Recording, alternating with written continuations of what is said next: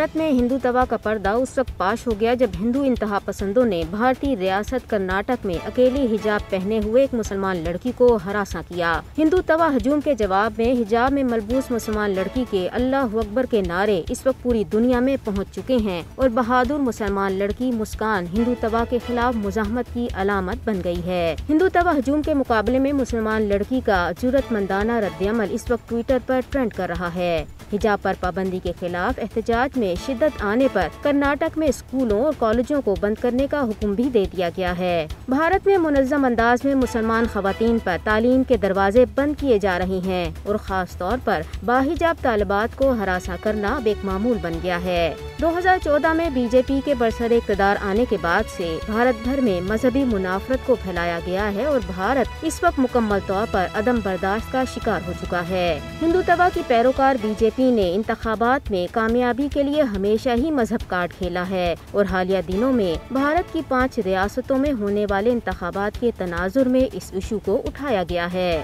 بھارتی میڈیا بھی اس سلسلے میں جانبداری سے کام لے رہا ہے اور مسلمانوں کے حقوق پر بات کرنے کے بجائے کھل کر ہندو توا کا حمایتی بنا ہوا ہے۔ حجاب پر پابندی یا اس پر تنقید شخصی آزادی کی خلاف ورزی ہے جس نے بھارت کے نام نہاد سیکولرزم کا اصل چہرہ بے نقاب کر دیا ہے۔ کرناٹک میں اکیلی مسلمان طالبہ پر انتہا پسندوں کا جھپٹ پڑنا بھارت میں خوفناک صورتحال کی عکاسی کرتا ہے۔ مسلمان لڑکی کے ساتھ رونما ہونے والا واقعہ ایسا نہیں ہے کہ جس پر چپ بیٹھا جائے۔ اب ضروری ہو گیا ہے کہ بھارت کے مسلمان اپنے حقوق کے لیے اٹھ کھڑے ہوں ورنہ مسلمانوں کی خاموشی ہندو شدت پسندوں کی مزید حوصلہ افزائی کا باعث بنے گی۔ مقبوضہ کشمیر میں بھی بھارتی مسلمان طالبات کے ساتھ یکجہتی کے لیے احتجاجی مظاہرے کیے گئے جبکہ حجاب پہننے والی طالبہ کو ہراساں کرنے پر پاکستان نے بھارتی ناظم الامور کو دفتر خارجہ طلب کر کے اپنا شدید احتجاج ریکارڈ کروایا ہے۔ بین الاقوامی میڈیا بھی بھارت میں اسلاموفوبیا کے بڑھتے خوفناک رجحان پر شدید تشویش کا اظہار کر رہا ہے۔ نیو یارک ٹائمز نے خبردار کیا ہے کہ بھارت میں مسلمانوں کے خلاف تشدد کی اپیل پر مودی کی خاموشی اسلاموفوبیا کو مرکزی دھارے میں لا رہی ہے۔